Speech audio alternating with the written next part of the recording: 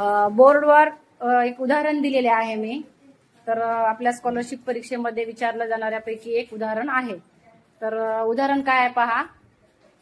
5:45 अधिक 9:30 बरोबर किती. तर या ठिकाणी आपल्याला 4 पर्याय दिलेले आहेत. तर हे उदाहरण आपल्याला सोडून कोण दाखवतं. चला, एवढ्यांचे हात वर आहेत. हा, चल ये अनन्या, ये. अनन्या आपल्याला सोडून दाखवणार आहे. तर तिच्याकडे सर्वांनी लक्ष द्या.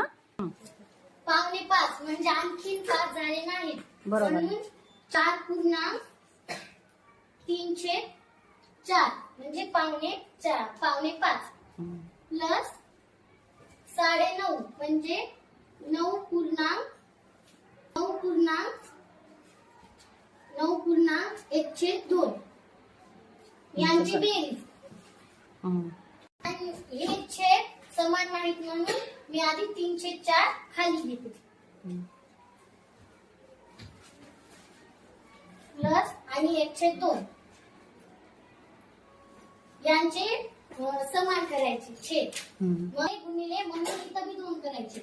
मग 2 दुने 4 आणि छेद 2 1 2 म्हणून इथं समान छेद झाले, पूर्ण झाले म्हणून यांची बेरीज करते. 3 आणि 2 5, 5/4. या पूर्णांकांची बेरीज करायची. 9 आणि 4 बरोबर 13 म्हणजे 13.5/4. आता या दोघांचा गुणाकार करायचा आणि जे गुणाकार येईल त्याच्यामध्ये हे 5 मिक्स करायचे. 13 चोक 13 13 52 52 52 5 57 म्हणून 57/4. तर आपल्याला उत्तर 57/4 मिळालेलं आहे. आता आपण पर्यायाकडे जाऊया. पर्यायामध्ये सगळे पूर्णांक युक्त अपूर्णांक आहेत. आणि अपूर्णांक करून घेते.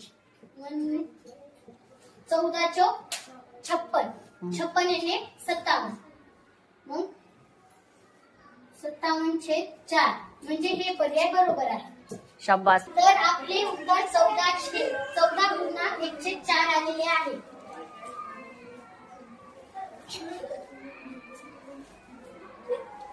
मध्ये सगळे पूर्णांकयुक्त अपूर्णांक होते. तर त्या पहिल्या पर्यायाला तिनं अगोदर अपूर्णांक केल्याबरोबर तिला 57/4 हे उत्तर पहिल्याच पर्यायामध्ये मिळालं, म्हणून तिने पहिला पर्याय बरोबर आहे म्हटलेला आहे. खूप छान पद्धतीने अनन्याने आपल्याला समजून सांगितलेलं आहे. अनन्यासाठी जोरदार टाळ्या. तुम्हालाही समजलं ना? हो.